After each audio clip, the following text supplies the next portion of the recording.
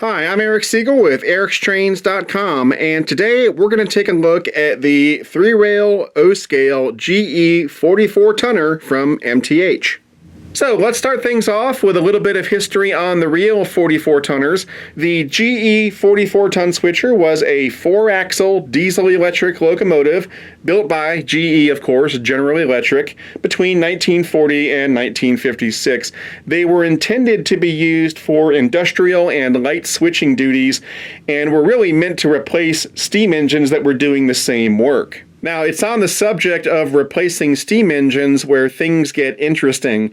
You know, when I was new to this hobby and new to railroading in general, I heard the term 44-tonner and I thought, okay, that's a weird name for an engine. I guess that's what it weighed, and I guess maybe they weren't feeling very creative that day, and that's what they decided to name the engine. But what I didn't realize was that the 44-ton weight of these engines was very significant, and that all has to do with railroad labor unions and some of the sort of silly regulations they put into place to help preserve jobs that were going to eventually be extinct anyway. So when steam engines were the primary mode of locomotion on railroads, a steam engine required at least 2 crewmen, an engineer and a fireman. Well, with the advent of diesel locomotives, the fireman position was no longer necessary because there was no coal or oil or wood to take care of.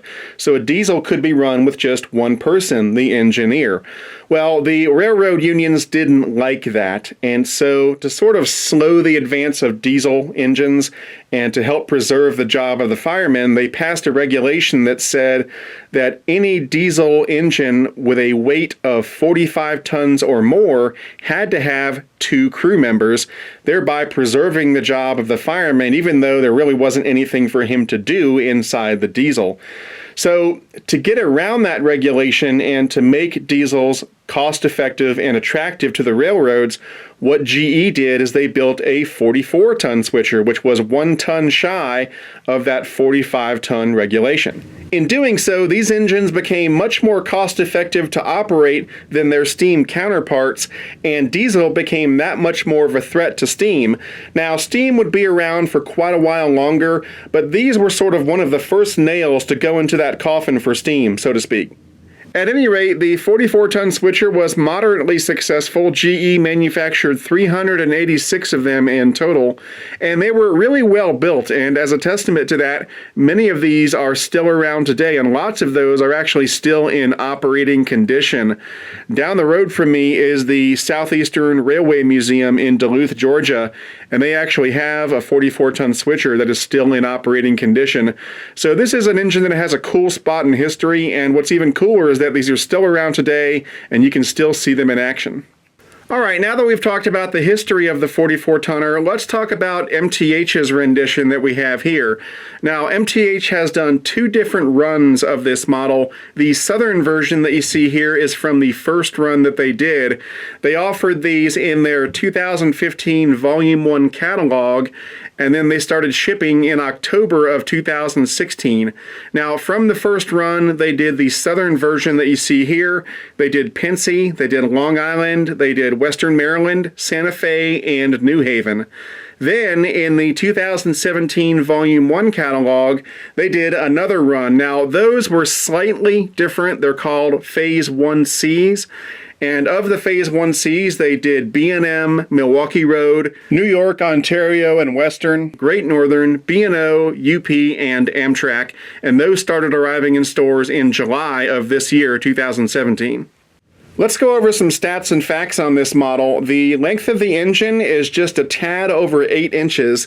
The weight is 2 pounds 13 ounces, which is great for an engine this small. Now, the reason it has such a good weight is because unlike most other diesels out there that have a plastic shell, MTH decided to outfit this engine with a die-cast metal shell, thereby giving it some extra weight, which is important in an engine this small, and so therefore you get that 2 pound pounds, 13 ounces of pulling power, which again is excellent for something this small. And that weight helps out with the pulling power. This engine has about 1 pound of pulling power. Now, that's not a lot compared to some other engines out there, but again, for an engine this small, it's excellent. And that pulling power is the result of two great decisions by MTH. First of all, as I said, it's got the die-cast metal shell to give it some extra weight. But secondly, this thing actually has two motors. You know, a lot of companies, if they made an engine this small, they might cut corners and just put one motor in it. But no, MTH put two, and so as a result, you've got that excellent pulling power for an engine this small, and you could actually pull a pretty good sized train with this engine if you wanted to. And then lastly, the minimum curve required for this engine is 0.27. Like I said earlier, this thing is so small that you can run it on pretty much any layout out there. On the inside of this model, in addition to the two motors that I already mentioned, it's got the electronics for MTH's DCS with ProtoSound 3.0. Yes, this thing does have a full sound system on board, and it actually sounds great. And then there's also an onboard DCC receiver as well. Now, when it comes to operating this engine, there are three ways to operate it. The preferred method is to use MTH's digital command system, as that will give you access to all of the engine's advanced features. However, you can also run the engine conventionally with just a transformer and some track, or you can run the engine with DCC, although that's typically not done in three-rail modeling. As we zoom in, here's a look at the front of the engine. Down on the pilot, we've got some suicide steps, and then sort of ironically above those, we've got some really nicely done safety striping. We've got a separately applied metal coupler cut bar. We've got some add-on metal grab irons. These steps here on the corners are really nicely done. And then in the middle, we've got the proto coupler that can be thrown from the DCS remote. Moving up from there, we've got these really nice looking handrails all around the engine. These look fantastic. MTH did a great job here because they're really delicate looking. They look awesome with this model. In fact, these handrails are one of my favorite features on this model. Right here, we've got some cast-in vent detailing. We've got another separately applied metal grab iron above that. And then in the middle, of course, we've got an operating headlight. As we look down the side, you can see we've got some nicely detailed die-cast metal truck side frames on both of the trucks. We've got a legible builder's plate here in the middle. As you can see, the paint job on this engine is absolutely flawless, which of course is par for the course when it comes to MTH. We've got lots of cast-in detailing along the sides, and if I tilt it over, you can see that we've got safety tread on the walkways. Looks really nice. Up on the cab, we've got clear plastic inserts in the windows. There's some nice modest detailing on the interior of the cab. There are two crew figures, which I think is kind of funny considering that these things were built with one crew member in mind.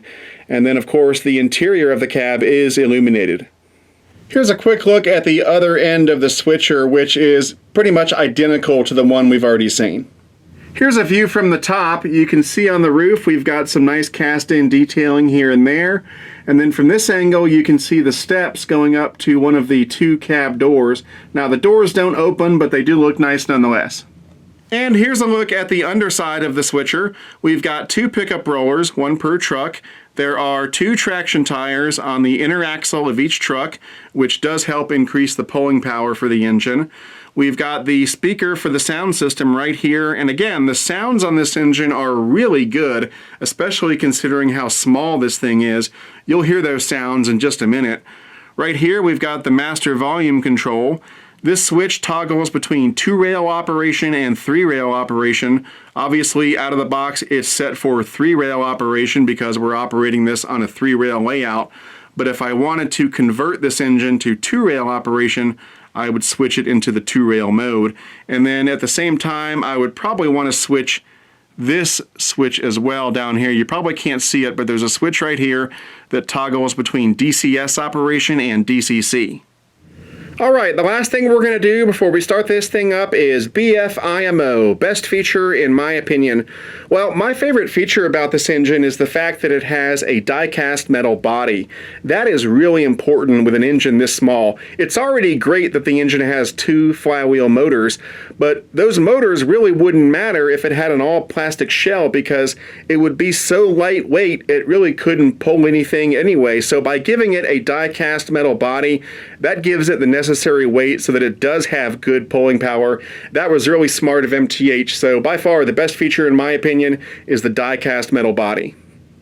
Alright, so now let's go ahead and start this thing up. I'm going to be using the extended startup sequence on the DCS remote, and I just want to say that the startup sequence on this engine is one of the best I've ever heard. It is incredible. It sounds like MTH took a microphone or microphones and went into one of these 44 tonners and recorded the entire startup process. It sounds amazing, so let's check it out.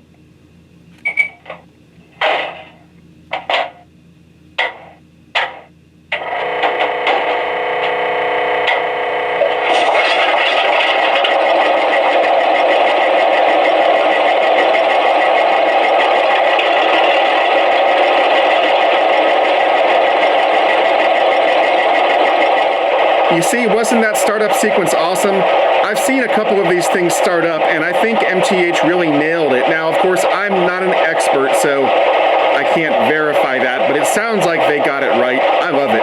Anyway, first up, let's check out the horn.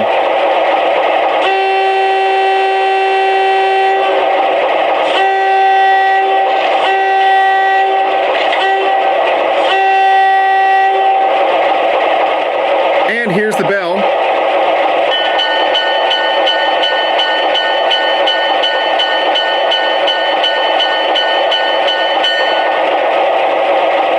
And here's the sound of the couplers being thrown.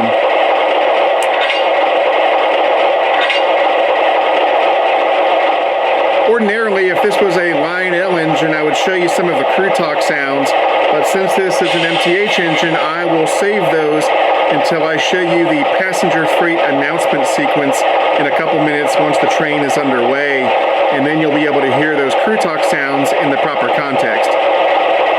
Okay, we're about ready to roll it out. Now, just to show you how strong this little guy is, I've got 20 cars hooked up behind it, and it's going to pull it with no problem whatsoever. I have not tested the upper limit of how many cars it can pull. If I had to guess, I'd probably say maybe 25 or so, but again, that's just a guess. But it's pulling 20 without even batting an eyelash. So anyway, let's go ahead and move it out. I'm probably going to trim the train down so it's not quite as long for the rest of the video, but for this initial pull out, I just wanted to show you that it can pull quite a lot of cars. Anyway, let's get going.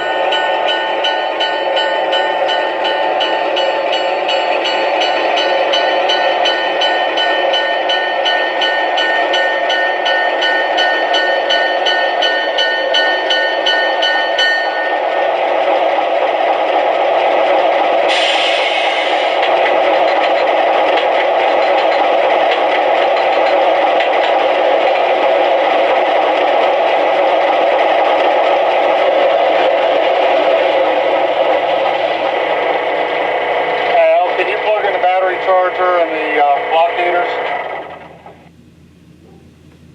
Alright, that about wraps it up for this review. As you've seen, this is an awesome little engine. It looks great, it sounds great, and best of all, because of its small size, you can run this thing on basically any sized layout. Now, if you're interested in purchasing one of these, the retail price is right at $450, but keep in mind that if you go through a good MTH dealer, you should be able to get a little bit of a discount off that retail price. And as always, if you're looking for a good MTH dealer, try my favorite train store, which is Legacy Station. You can find them on the web at www.legacystation.com or give them a call at 770-339-7780. Anyway, that's it for now. I'm Eric Siegel, and I'll see you next time.